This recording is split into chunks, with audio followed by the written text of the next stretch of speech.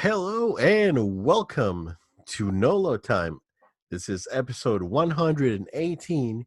My name is Jovet Velez, and with me is a big and buff Joel Young. Hey, what's up? No load time. I like that one, Obed. I like it. It's that's always a fun one, man. Yeah, it's good to be with you. I know last week we were out. Sorry guys for Yeah, the delayed episode. Ironically enough, what was the title of our episode for 117? delayed. Episode 117 was literally called Delayed. It was called delayed, but you know what? It was because that episode I wasn't doing too great, right? Yeah. But then last week, man, it was I had a rough week. My daughter got sick too. She had a rough week. My wife got sick. She's still sick, and I'm still not 100%, as you can probably hear. But we're here. We are gonna try and make this happen, and hopefully you guys will get some enjoyment out of this. But Joe, what is up, dude? I haven't talked to you in a while on one what's up. We try to keep our what's up secret up until last minute, just so we Yeah. can it'll be a little bit more natural. But Joel and I had talked plenty this week. But what's up, man? Yes. Yeah, man, it's good to be with you all again, of course. I've been playing more Ultimate Alliance as I mentioned to you, Obed. I finally came through that campaign, and it's a really lovely game. I definitely recommend it for Nintendo Switch owners. It's a pleasure to play it. Now my ideal scenario is to jump back into finishing out Jedi Fallen Order. It's really important for me to finish it out, especially that there's some tie-ins to the movies, and I want to make sure I know what that is and get back into that. Also finished out watching Lost in Space on Netflix. Definitely recommend it. That's one of those like secret Netflix things that doesn't make too much noise. It's there, but most people are talking about The Witcher, or talking about something else. But I think Lost in Space is one of those like, hey, what are you gonna watch on Netflix this weekend? I don't know what to watch. Go watch Lost in Lost in Space. space. It's good. It's good stuff. Cool. Um, and they do a very good quality production for the smaller screen. And also, I've also been spending some time, of course, going out to the movies. There's always different stuff out there to watch. But yeah, man, I'm looking forward to probably next week. Well, not even next week. It'll be two episodes. I'll be able to talk about Birds of Prey because that's already here, man. It's kind of crazy how quickly time is flying. We're already gonna be in February. Yeah, yeah. I mean, for some people, right, time flew. But as I mentioned earlier today, it feels like we've been in January for like 3 months, because it's been a long month with things happening around the world, and people getting sick and people dying. Joe, holy crap! Okay, So, yeah. Joe, do you want to go ahead and just talk about what recently happened? A very tragic and unfortunate event. But go ahead, Yeah, Joe. yeah. Obed and I were talking about this, and the world is talking about this. But of course, many of you I'm sure, are aware that unfortunately Kobe Bryant passed away this last Sunday, and it was due to a horrific incident that occurred. And not only him, but his daughter and many others, family members and young people as well, that passed away due to an incident that occurred with a helicopter crash. And it's very saddening. Our hearts are very sad to it. Our hearts go out to, of course, the families and people affected directly by this. Why would we mention it on No Load Time? It's something we primarily don't talk about sports or pop culture in that kind of regard. Well, I mean, it's a big effect. For some people, this person was a hero in many cultures. For many people that people looked up to, I would say he's more of a legend, one of a kind, special person that transcends many ways. And I think what's really cool is how many people are honoring the legacy and honoring the legend that is Kobe Bryant. And I'm sure, Obed, you've also seen this. Many other of our watchers also might have seen this, where people on NBA 2K, they started going around and changing their avatars to be wearing Lakers gear, and we're going around celebrating Kobe, celebrating his life, and paying respects. And so, yeah, same here on No Time. Of course, our hearts go out to the family. We're really saddened by it. It's something that really rocking a lot of people. And I mentioned to someone else today about how it's in some ways it's kind of a benefit that we have the Super Bowl coming up because it kind of helps people in the grieving process to look at something else as well. To enjoy a large sporting event, that will hopefully help take some of that burden off. But it's still it's a heavy thing. It's a hard thing to know that this has happened, of course, because it was an untimely situation. Yeah, yeah, absolutely. Very tragic. I do have fun memories of watching him play on TV and even in gaming. I remember one time that we came to Orlando on vacation back in the '90s. I want to say it was probably '98, Mm. and we traveled with my cousin, a cousin of mine whom I love very much, and and we went to a Best Buy, and the game that he picked that he wanted to buy while on the trip was the Kobe Bryant game for N64. Oh, okay. So that was his pick. So I always have a fun memory of that. And yeah, like you mentioned, it's he's going to transcend. He's a legend. He was already a legend, in a living legend. Now he truly is. Very unfortunate, and shook me a little bit because I'm about the same age as Kobe was. Yeah. So trying to put things in perspective, and it was a very I don't want to say alarming, but it was sort of a wake up call to me in my Yeah. personal opinion. So yeah, RIP Black Mamba. So we'll miss him for sure. Jill, not much on my end. The only thing that I did of note is that I purchased that Kingdom Hearts Remind DLC, and I played that over the weekend. Uh, it's $30. It's a it's not worth the $30 in my opinion. It's expensive. Like this should have been 20, just because it recycles uh, a lot of that was already there in the game. Basically, this DLC fills in gaps in, I want to say, the last 3-4 hours of the game, of the basically the story in the game. So it fills a lot of those blanks, and it is cool. It has a very cool moment with Mickey, and I'm not gonna spoil it, but it reminded me a lot of Metal Gear Solid 4. Mm. It was a very cool moment. And I played it with my daughter, and I was like, oh my god, and, she's a year older now. When from last year when we originally played KH3, so now she can get more stuff in, and it was cool, right? You did some cool things. If you ask me if it's worth $30, if you paid full price for the game, it's not. If you bought the game for 15-20 bucks, well, it was on sale on either Black Friday or PSN or whatever, then it's worth it, because then you'll have the full experience.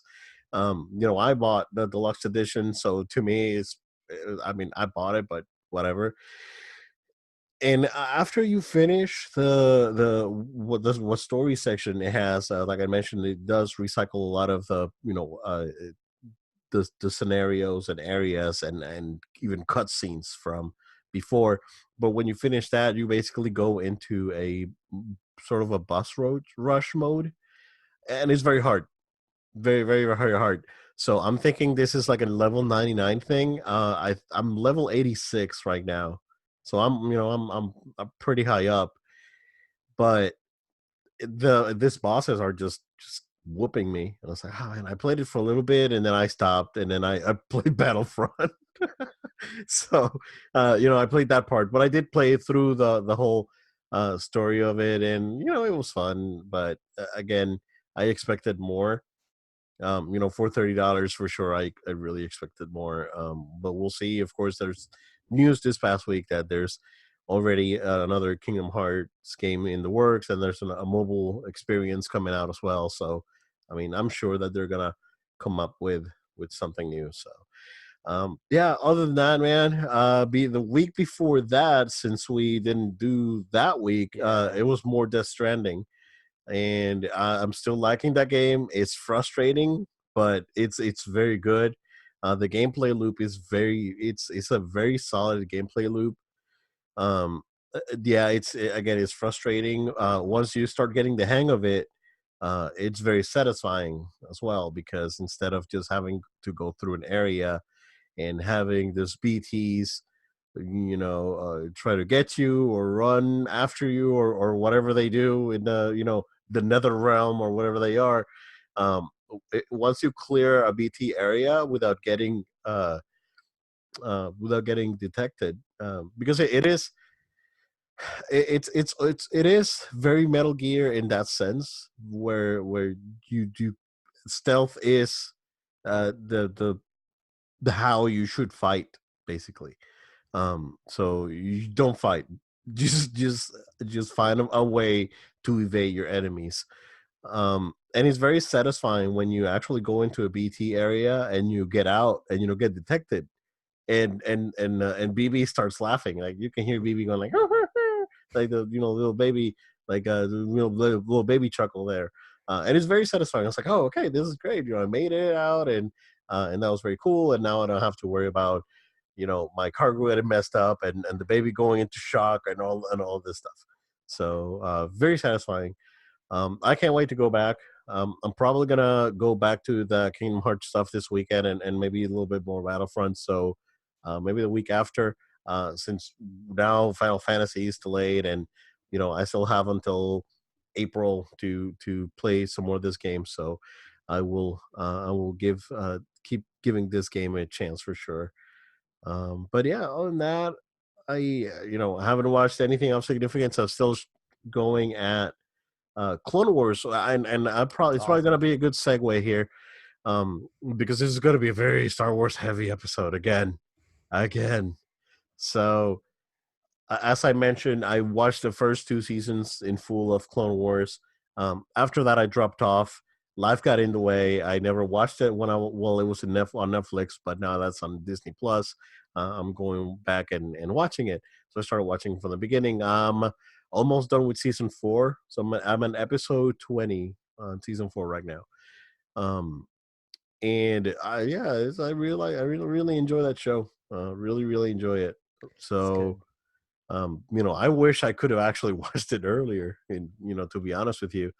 But it was one of those things that I never got an opportunity. I think when it originally came out, I didn't have cable, and then I had cable after a while, and then it was on Netflix, and it was always on my queue, but I never watched it. It was one of those things. Um, That's the great thing about Disney Plus, right? Like a lot of us are oh going yeah, back to things that like we always wanted to or we enjoyed in the past. yeah, exactly. And it's there, convenient. I basically I've been watching it in the mornings while I'm having breakfast. I just put it up on my iPad, and just watch it. So, um, yeah, I mean, so far it's been a really enjoyable experience. So I'm definitely looking forward to the final season. When I'm done with that, I'm gonna jump back into Rebels, because it Rebels was the same thing. I watched season Yeah. 1 and 2. And then I never watched anything else, because it was I don't think it was ever on Netflix. No, Yeah, and then it is on Disney on demand, but I'm not gonna just on demand. The cable on demand is just not great. I mean, it's more convenient on your phone and yeah, through a direct app. yeah. So I'll definitely do Rebels when that's done. So That yeah, last season of Rebels, man. Whew, they I gave us a know. lot of Yeah, episodes for like us, man. It's see, great. that's the thing, because I watched like the first 2 seasons. And then after that, I saw episodes, like loose episodes. I didn't watch like Oh the man, entirety of it. Yeah. the Twin So Sons episode. Whew. yeah. So I'll have to rewatch that. But this is like I said, a good segue, Mm. because the Obi Wan, the much awaited Obi Wan series is getting, I guess, indefinitely delayed as of now. And I have a prediction, Joe, on this, and you can chime in. My prediction is that they're probably is probably going to come up with a different series for Disney Plus that is not the Obi Wan series, and we're probably gonna get that, and the Obi Wan series is gonna be a movie. That's my prediction. I Interesting. mean, they said that this was gonna be only 6 episodes. If you take four, if now they're saying it's gonna be four. If you take those 4 episodes, mash them together, you probably could make a 2.5 hour movie. I think that's my prediction. I wanted it to be more serialized and get 4 hours out of it. They should do a 3 hour movie. I don't care. Like Rise of Skywalker should have been 3 hours. So yeah, unfortunate. Owen McGregor's out there saying no, this is still on. This is not canceled. Don't be alarmed. Like rumors out there are far more nefarious. That it makes it sound more nefarious than it really is. It's just like a production thing that's happening. But basically, the production crew got dismissed, um, and they were told that they may reconvene again in the summer. But at this point, we don't know, man. Yeah, man, this is a very frustrating, not It, something I'm happy to oh, talk about. yeah. We'll grill the person. Yeah, this is one of those that I'm not happy to talk about it, but it's a reality that unfortunately as Star Wars fans, we've kind of become now conditioned to this kind of pattern with the new Star Wars properties that have been in production. Unfortunately, everything outside of literally The Mandalorian, all the other live action productions, we have gotten some sort of dramatic behind the scenes story to go with it, whether it be delays or heavy reshoots or something along the lines of the script. Um, okay, let's just get into this. So you have the report saying that, essentially from Variety and other places, essentially saying that the reason for it being stopped is because Kathleen Kennedy does not like the script, and that the script needs to be reworked for them to continue production on this thing. 5 months ago, Obed, Yep. we were at, well, I wasn't there, but many people were at Star Wars Celebration. We all watched these presentations. I know I was glued during Star Wars Celebration to all the news coming out of it. And we heard about that. Look, Kevin Kennedy comes out with Ian McGregor on stage as we're doing this Obi Wan series, and not only did she announce that they were doing the series, she says we have a script done and we're going into production the summer of 2020. And then we get this where they're basically now just about to get into this. They're into this new year now. They're just about to get into this new thing, And now she and doesn't now the like the report script. is like, no, I don't like the script. You 5 months ago, you just said to us that thing is done, you're ready to go, and then all of a sudden you're like, I don't like it today. I think it's time to change this thing. This is a problem. Is she not reading the scripts beforehand? I Because I I, mean, I don't the same know. thing happened, and we'll talk about episode 9 here, and Sure. after this. But I mean, is she not review? Is she like greenlighting this stuff before reading it? And It you know, it's a massive contradiction for you to say one thing a few months ago and think that we're going to forget about it now in the current state that it is. Um, from a standpoint of, is the production in trouble? I mean, any production, whether the original script was bad or if it was great, there's always going to be things that for sure can always be possibly great, possibly bad. I talked about the Joker movie being one of those things that I predicted for a long time, saying this movie is going to either be really bad or really good. Turned out it was really good, but it could have mhm, been really bad. I mean, that's just how these things go, right? yeah, And I think, like, fans need to chill and wait to analyze something until it comes out. I'm not gonna say one thing's better than the other. I have nothing to see about Obi Wan this new series. Maybe Kathleen's right. The point being is that it's a problem when this is the pattern of your productions. It's a problem for people, who are waiting and looking forward to this. Ian McGregor, like you said, comes out and he basically says that this is all all BS. This is all hogwash. These reports are vastly overstated. But the funny thing about his statements is that he basically reiterates the same things that the same articles, the Variety articles, are saying.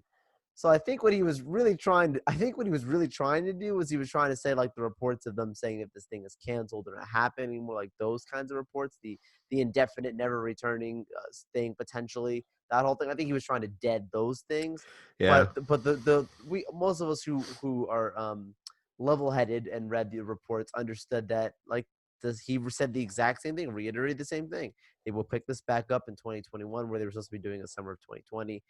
Summer 2021, they're going to return back into full production of this thing. And so, it's delayed by a year in that way. And so, yeah, he didn't say that this thing's canceled. He reiterated what most of us already knew.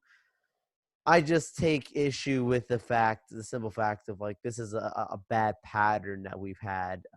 Started You with know, Solo. started with Solo. Well, really, Rogue One had issues, and many people forget Yeah, because we you're all right. are beloved Rogue One. I think Rogue One's the best of all the new movies Yeah. from a quality standpoint.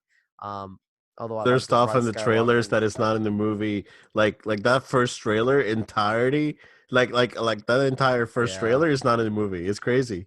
Well, we get one trailer. Forrest Whitaker doesn't have hair, and one he does have hair, Yeah. and it's just, I mean, all kinds of stuff like that. So Yeah. yeah, I mean, it's been going on for a while now, and then even the reports that came out with Force Awakens, about what JJ supposed things that JJ went through or whatnot, even with that. So it sounds like this is a pattern just coming out more recently now, with the later on in this life cycle with Kathleen and change could be coming, Obed. And then yeah, and then we never talked about the comments that she made when they asked her about, oh, what's the difference, why is Marvel being so successful versus Star Wars?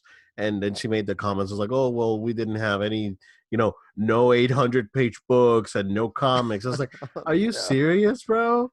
Are you serious? I was like, no.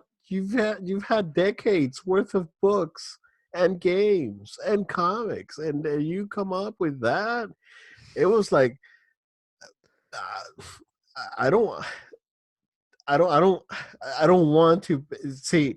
I want to be very respectful, Joe. I want to be very respectful. Yep. Um, but if you're the leader, right? If you are pulling again, in leadership is being, to me, an effective leader is someone that can actually pull the cart and have the people help you push the cart, right? But you're out there pulling this crap. Um, and Kevin Feige is a great example of what it is to have a leader out there, moving the vehicle. Um, Her, on the other hand, I feel like she has an amazing resume, and again, I really respect her as a producer, and she's produced some of my favorite movies ever. But I and I know that she was handpicked by George Lucas. Like, this is one part of the sale agreement for from Lucasfilm to be acquired by Disney, was that George Lucas wanted Kathleen Kennedy to be the head of the of Lucasfilm. I think that he picked the wrong person, unfortunately. I think Kathleen Kennedy was at her best when she worked with Spielberg. That's when there was like that pairing, Right. her and Spielberg. That was phenomenal. That was absolutely phenomenal. But when it came to Star Wars, I think you really needed an insider. You needed a Dave Filoni. You needed someone, uh, the Lawrence Cast. I mean, he's a writer, right? But even Lauren Caston's son, that's been involved with writing. Um, I know that JJ is more of a director. He's not a studio guy, right? But I'm sure that that like I mentioned, Dave Filoni. Lucas had a minion. He had an underling. He had it's like An there's always apprentice. two. There's always two. That's still, a master and apprentice. So the Star Wars should have been given to someone that actually was, very familiar with the lore, and was aware of all these things that were going on. Right.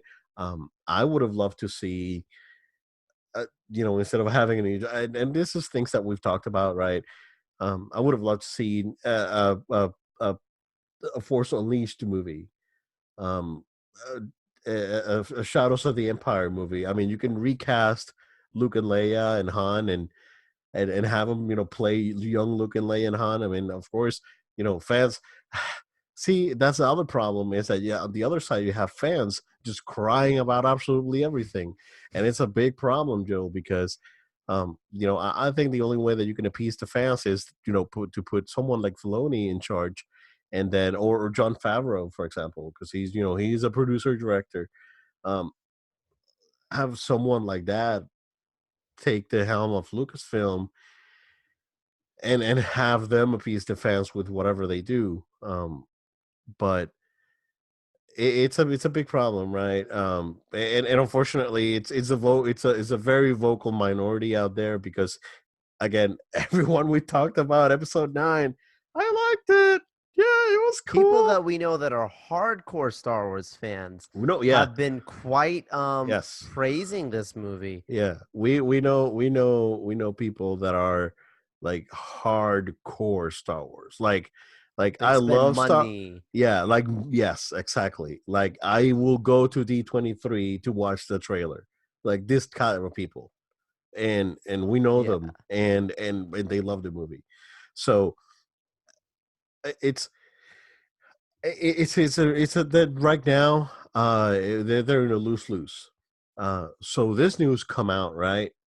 And then just going back to our previous episode when we talked about the rumors and leaks about the Colin Trevorrow script, Yeah, let's get and then into it. and then some artwork got out there. It's like, oh, is this from the Colin Trevorrow Star Wars? I don't know, but this looks cool. And Colin Trevorrow says like, oh yeah, that's our concept art.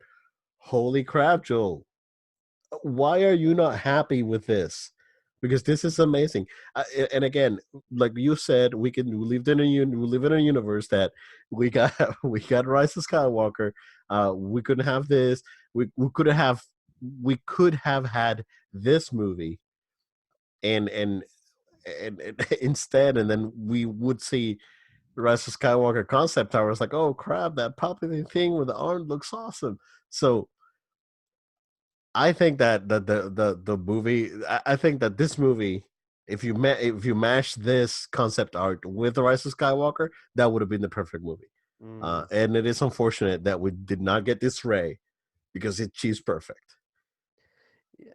There's actually quite a lot of crossover because I did get to get into some deep analysis of the Duel of the Fates script that was confirmed. That's what I do appreciate. Like, some of the other stuff we talk about, it's like, oh, that could have been, the JJ cut, right? No, he's not confirmed it, right? We don't know. Could be true.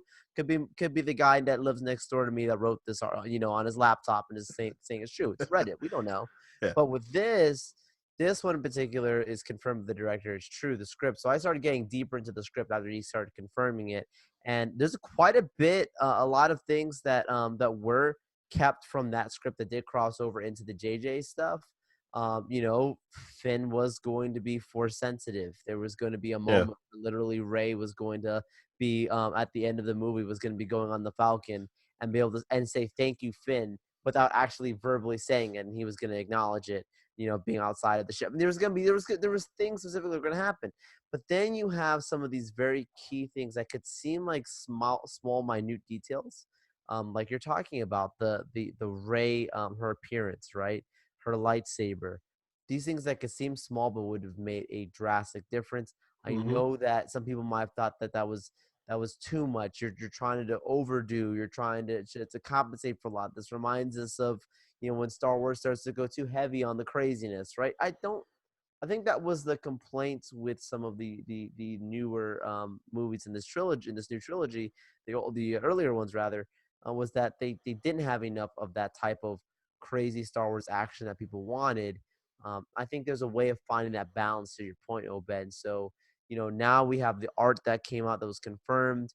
The one thing that was that the director did comment on was like R2D2 was not going to die in the movie. He was just going to be really badly busted. If you look at the art, you think R2D2 is dead, like he got shot or something. He probably got Yeah. shot, but he's not dead because you can't kill a droid. Well, you can, but you just rebuild it.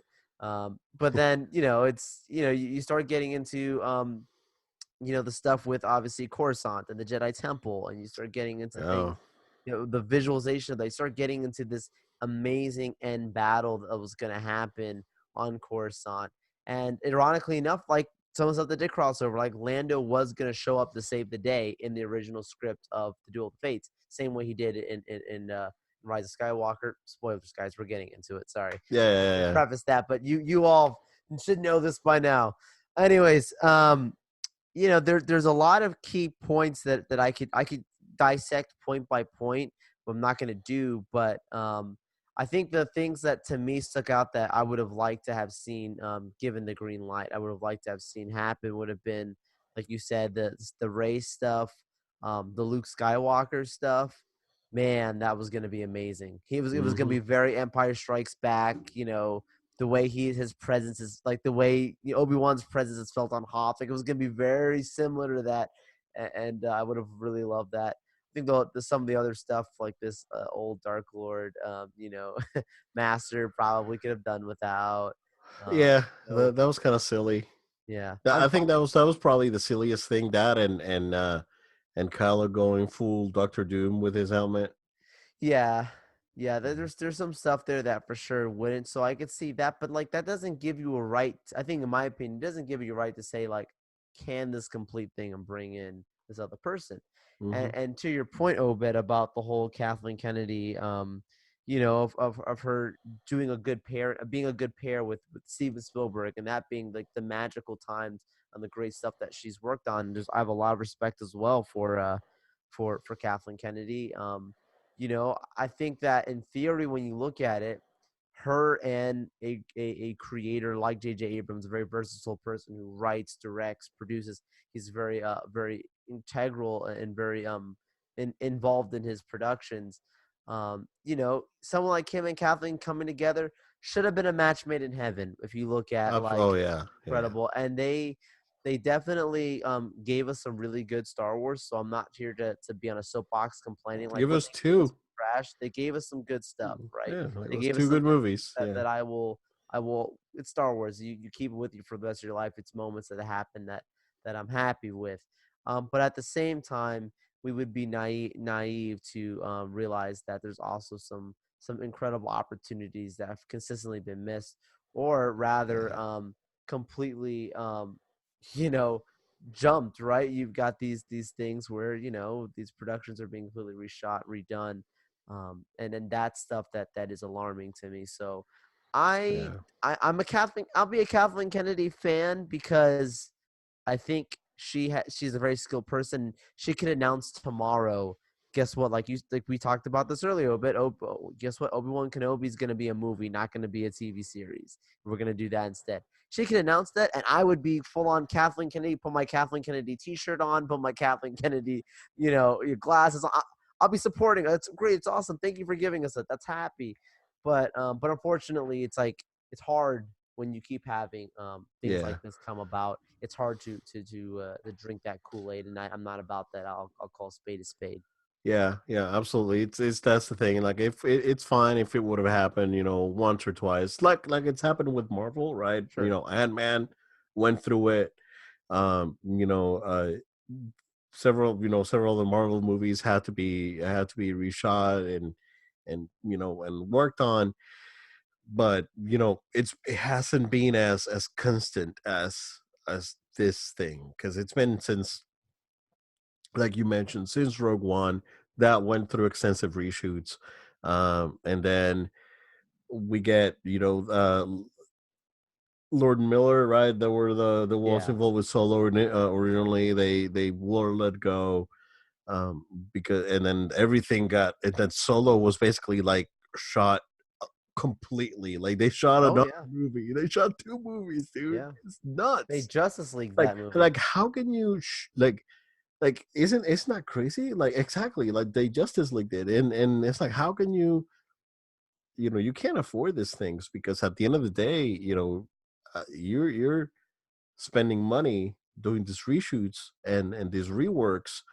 That's money lost basically Well, because your box office haul is not going to change because of that. you would never get away with it if it wasn't Star Wars. Like that's just the reality. Only See, because of but Star Wars, and even with it having issues and not being as well lived up to other ones, you still make $1 billion on the movie. yeah, And that's how they are. You know what I mean? But it's yeah, I totally get that. I totally get that. But then when you look at the track record that it's been right. happening over and over and Oh over yeah. and over again, the only thing that the only two things that I know that at least I haven't heard anything that happened like behind the scenes was Force Awakens and Mando.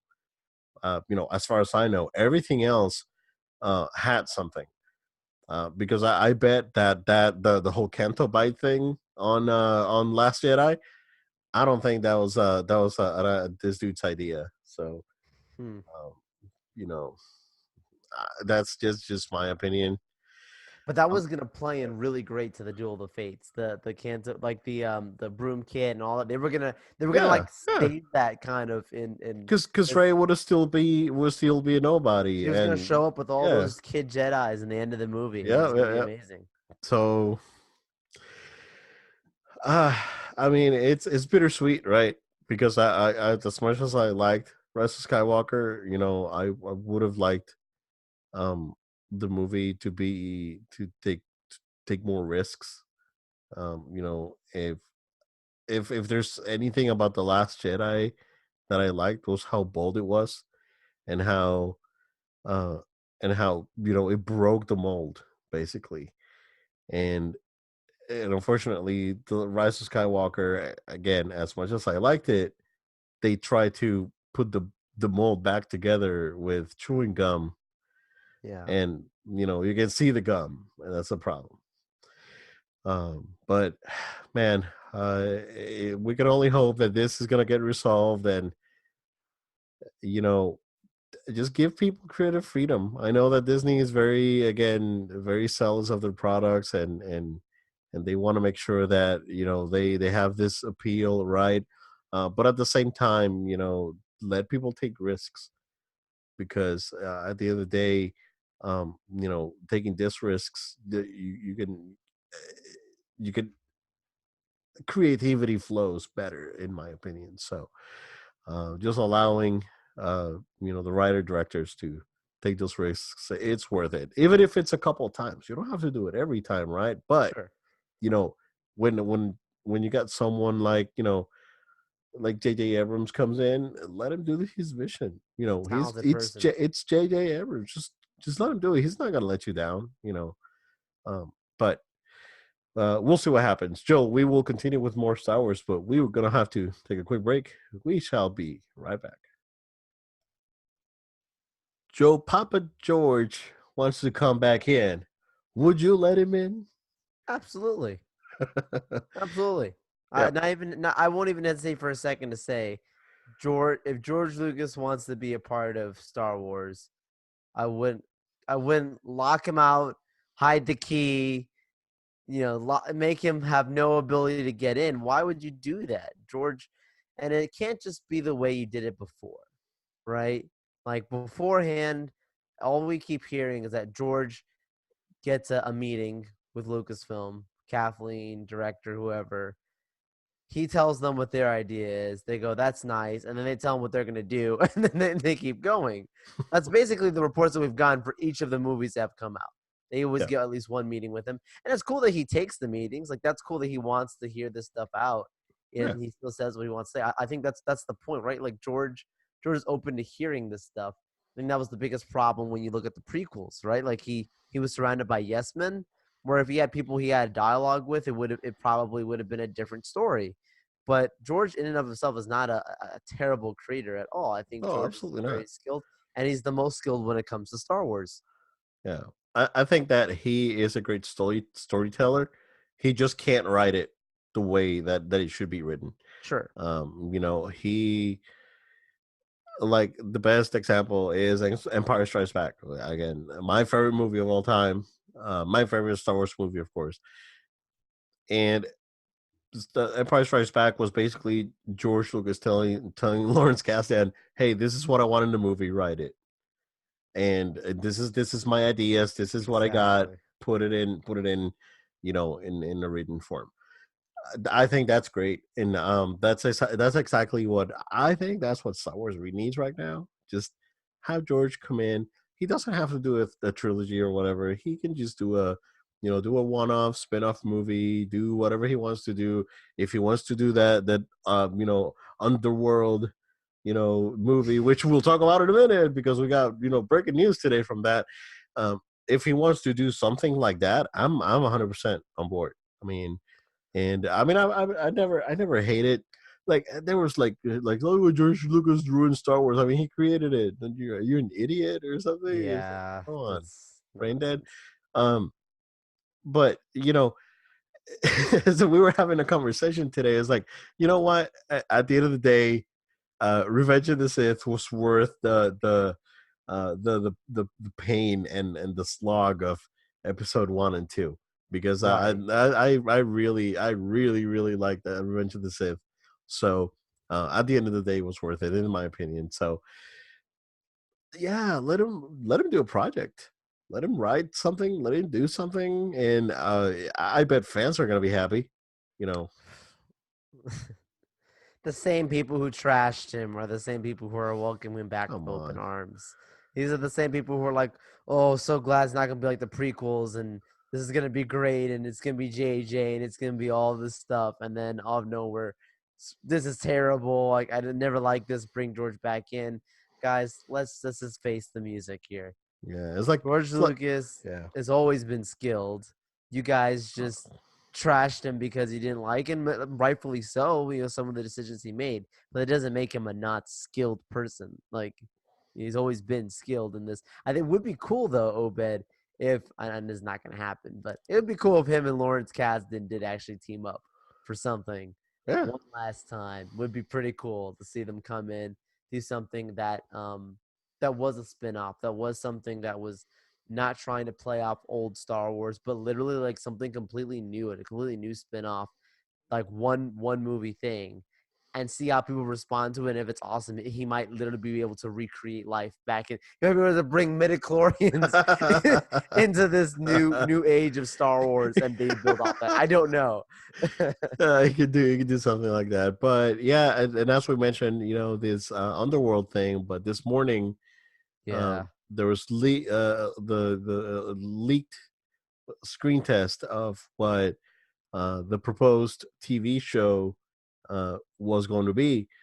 And this show was rumored before Disney acquired Lucasfilm, and this was something that George was trying to pitch back to, I believe, ABC. right. So back in the day, so that there'll be like a Star Wars TV show or whatever. So I liked it. I liked it a lot. It was cool. And we talked about how the woman in the hood reminded me of Ventress, and and we saw, of course, this is happening. This is very close to Revenge of the Sith. This is after Revenge of the Sith, maybe a year or so Right. after, because we do see Imperial stormtroopers, and we see in the footage that the Star Destroyers, as we know them from the Empire, are being called like a new weapon or new ship of sorts. So that was pretty cool. You can tell this was done by George because there's a shiny ship. Like the first thing you see is a shiny ship. He loves his Nubian ships of and from the prequels, and then there's a shiny ship right at the beginning. So I liked it, man. It looked good. It reminded me of a lot of Mandalorian, which it's probably very close. And we know that from what we know, George actually liked the Mandalorian quite a bit. So yeah, this could be it. I mean, this could be the movie that he could do. He could do this project, and I'll be happy with that, it's man.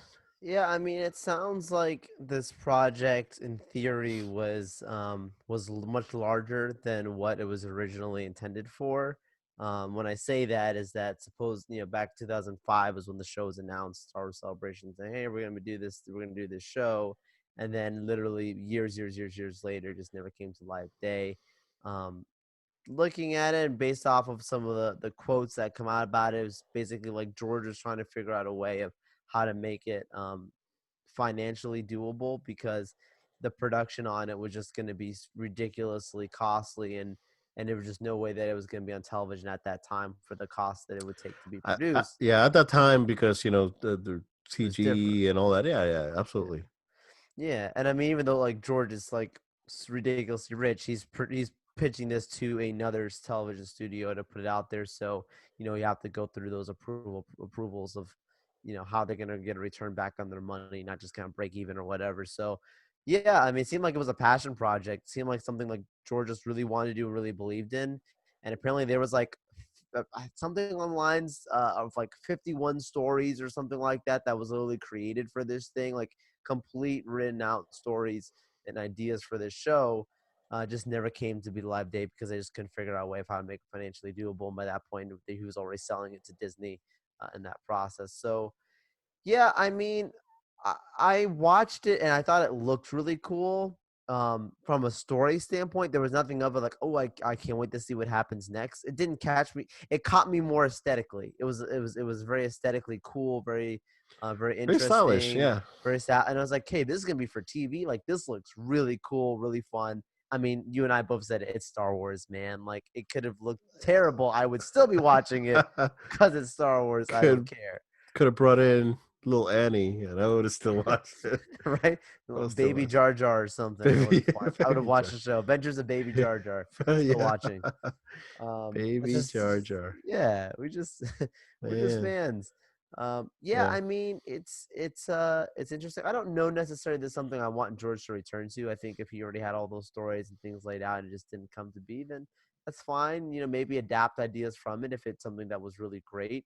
There's just not enough information to know if it was really that great or it was just reaching and just looked really cool. George, I'm glad he always was involved in trying to create something new and something different, and this looked like it was something completely different. There was no direct references to Jedi. There was no use of the Force in this test footage, where those would have been easy ways to sell a show like this. Okay, you just show a guy using a lightsaber or have a lightsaber hilt on his hip, or Yeah. use the Force event and just once. That would have been an easy way to sell it. Similarly to the Mandalorian, very seem way grounded, but still in this really cool Star Wars world. I would be interested to see more. I'm not watching this going like, why didn't this come out? Oh, I mean, it's understandable why it Yeah. didn't come out, but it's cool. It's cool.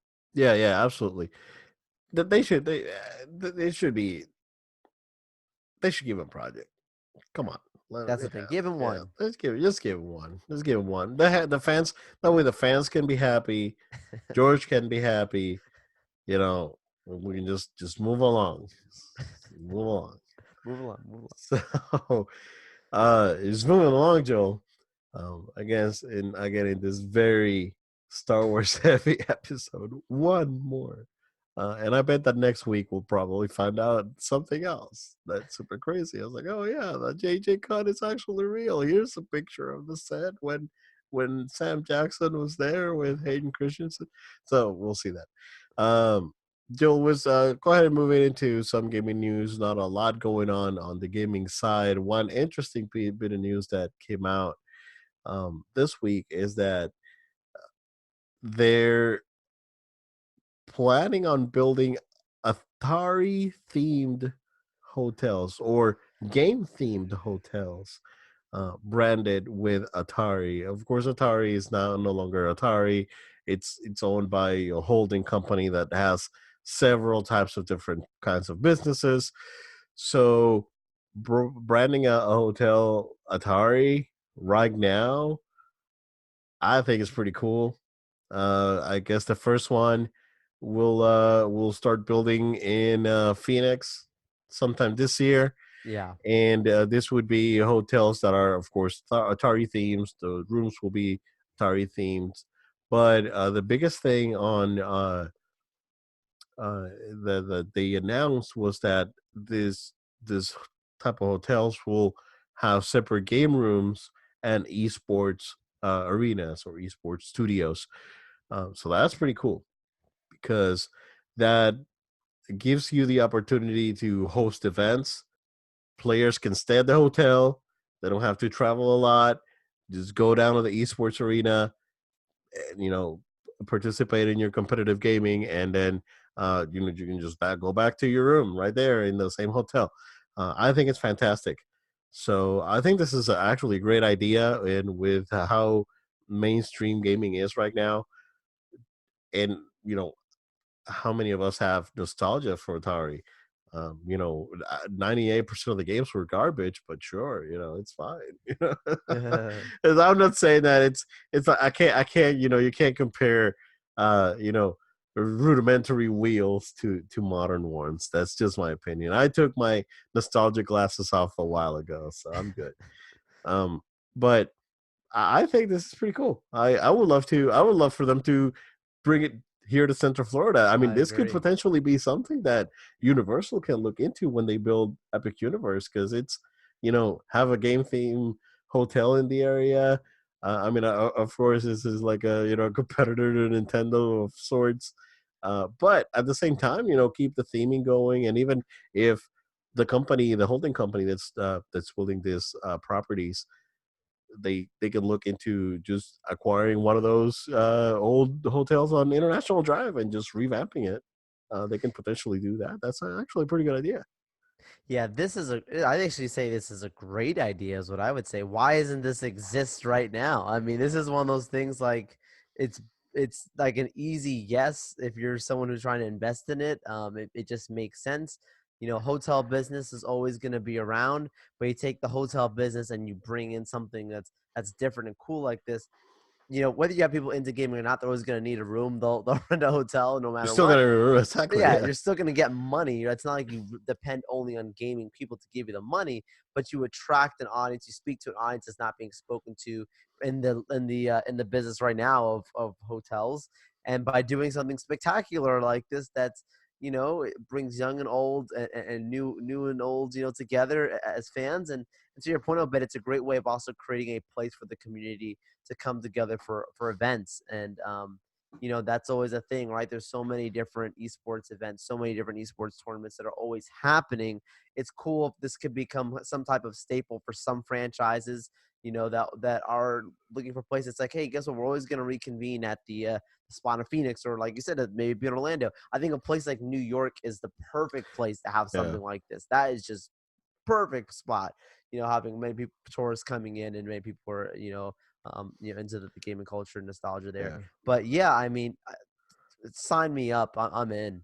Yeah, like if you would go to build this sort of properties around the U.S., um, I'd say yeah, New York for sure, Vegas, L.A., and Orlando, and Austin, more than likely. Sure. Like those places, would be the places to go, for sure. It's weird that on the announcement there's no Orlando. Like Yeah. we're the number one like tourist city Oh yeah. in the world, You have and guaranteed money. yeah, exactly, it's guaranteed money. Uh, but yeah, it's interesting, and I like it. I think this is actually a pretty good idea. So, props to the person that actually put this together, because the design or the proposed design of this hotels look pretty cool. They did say, or they did specify that these are not going to be like large scale like Hilton type of places. This is going to be a sort of a smaller hotel. There may have just a couple hundred rooms, but yeah, it's pretty cool. I like it, man. It's been a very good idea. Very It's good idea for awesome. sure. Joe, the Switch is still doing very well. They just announced that they are basically selling like crazy. Sales are up like 24% last year compared to the year before. They're killing it. They're doing very, very good. They just announced today that Animal Crossing Switch, special edition Switch, it looks very, very nice with those, pastel blue and Oh yeah. green. The white dock with the pastel colors on it. It looks very, very nice. I like it. I'm not very much into like special edition consoles, uh, and this is a little bit too girly for me, but it looks pretty good. It looks pretty good. I really like it. Um, the other thing that the Switch has been rumored is that sometime this year we will see a pro version of the Switch. Of course, this due to new hardware coming out from Sony and Microsoft. So Switch is or Nintendo is preparing to do their own refresh as well. And the rumor is that this is going to basically be a boost in graphics as they are now. This will not be a 4K upgrade as many people hoped. I think it's fine because when you go and jump when you do the jump to 4K, you need to think about power consumption and heat and all these things that the console needs to need to these things that need to be addressed when designing the console. So I think that keeping this thing as an HD console, it's the right move. I don't think that people would benefit necessarily for this thing being 4K and then battery going down and the thing overheating and then you know having other sorts of issues and uh, docks melting and whatever could happen, right? Um, because there's this docks the docks they don't have ventilation. Oh my gosh, So, sounds like a nightmare. dude, I've seen stuff. Oh my I've gosh. been working with computers for a while, Joe. I've seen some stuff, man. It's like, Oh God. PTSD. It's like Vietnam for computers. But um, yeah, when you think about it, I think this is the right move. Give me, a better experience overall. Give me Zelda at 60 frames instead of 4K. I would love that instead. Breath of the Wild is one of those games that when it runs at 30, it's great, but then it has its moments when it's a slideshow. So contrary to like other games that run really, really well, like Mario Kart and Mario Odyssey, but when you think about the scale of those games and especially Mario Odyssey, it's a beautiful game. Game looks amazing, but the levels are self-contained. Experiences not like Breath of the Wild, which is an expansive world with basically zero load time once you go in. So or no load time. Actually, there is load time when you go into the shrines. So Close. there is that, yeah. But when you're up in the overworld, there's no load time. So uh, yeah, Joel, what do you think of the rumors and when do you think this will come out? Yeah, I really am happy to hear about the positive sales for Nintendo. That's great. It deserves it. It's a really strong console, the Switch in general. The rumors of the specs now on this, of what of our expectations to be tempered to for this console. Like the fact is that it would have been a home run if they would have had a 4K handheld device, as well. Right? That would have been like that's that pie in the sky scenario. That's the We have dream, to right? admit That's the it's dream. it's if Yeah, it in a perfect world, it's amazing, yeah. right? As things are right now, doesn't mean that it makes the console any less than or not impressive with the modifications that are expected now that or rumored now what we should be looking at for this pro version of the console. It's just one of those things like yeah, like it would be the best thing, would be the coolest thing to see them do it, but them not doing it doesn't hurt them.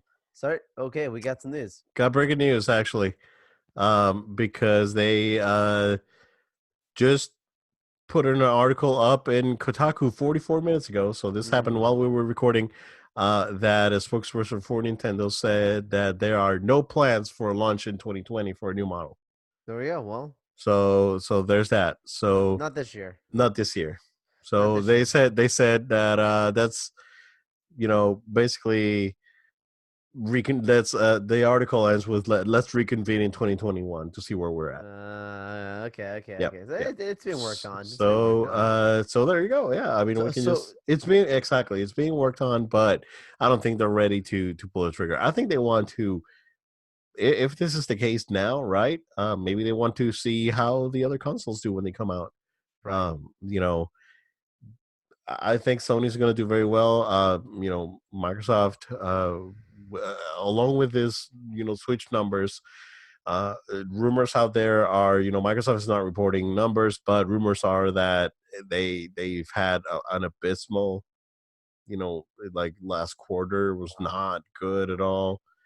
Um, you know, and then the X I think is going to be too expensive, and it's not going to have any exclusives until 2022. You know, and then we're hearing rumors that there's supposed to be like a Resident Evil 8 that's coming out with a PS5 that Wow. actually like got delayed because they wanted to push it to the PS5. Man, it's gonna be an interesting year, Joe. I keep saying it, and as news keep coming out like this, and we keep getting new information about these new consoles, then we'll keep reporting. But there you go. We got corrected on the I fly. didn't even get to predicting when it would come out, and I'm glad I didn't because it's already being announced that it ain't gonna be this year. Yeah, More than exactly. likely gonna be next. Yeah, But yeah, maybe I mean, does that make you speculate that maybe there is some of these hardware things that we're talking about that guess what? They weren't ready for now, but maybe they have ideas for it for how yeah. they would integrate that differently than maybe any of us are thinking for next year. Yeah. I don't know. Maybe they're So I think willing it to wait. Yeah, maybe they're willing to wait for tech to get to the point where they can do the 4K instead of yeah, just it being, you know, an HD console. Um, we don't know. you know, we don't know. That's a good thing about It speculation, right? It We may can be worth the wait, is what I would say. And at this point, yeah, there's no need to rush it. We're happy, we're no. fine. Most We just people got that are. revision last year, and Right. we got and we had the light, which Yeah, the is light's I cool. guess doing great too. Yeah. Like supposedly the thing's selling pretty good. So, well, we shall see. But Yeah. going, just moving on to more Switch stuff. Um, they Nintendo, basically secured their trademarks for around 40 games. The biggest ones that I see on this list that you know like pique my interest is that we're getting a lot of the older Zelda stuff, including Ocarina of Time and Majora's Masks, but Skyward Sword and Twilight Princess are here, and Super Mario Sunshine, which is a game that is still trapped in the GameCube, um, and it has not seen an additional release. So, Joel, what do you think of this list of games? Any other games that jump out from this list to you? Oh my goodness. I mean, it's a great list, man. There's 40 of them. Like, gosh, man, I'm super hyped about it. I think I would probably say like two of the Mario versus Donkey Kong mini. Those are always fun. I always love Mario versus Donkey Kong. It's actually some of the stuff That was one of your favorite ones, right? From your that's one of my favorite ones. yeah, I used to play on the Game Boy Advance. yeah, So yeah, I'm a big fan of that. Yeah, Mario Sports, another good one. Yeah, dude, it's a good list. It's a strong list. yeah. They got me for a couple of these. Yeah, I can't. I'm looking forward to actually playing Mario Sunshine because I never played it. I never owned a GameCube.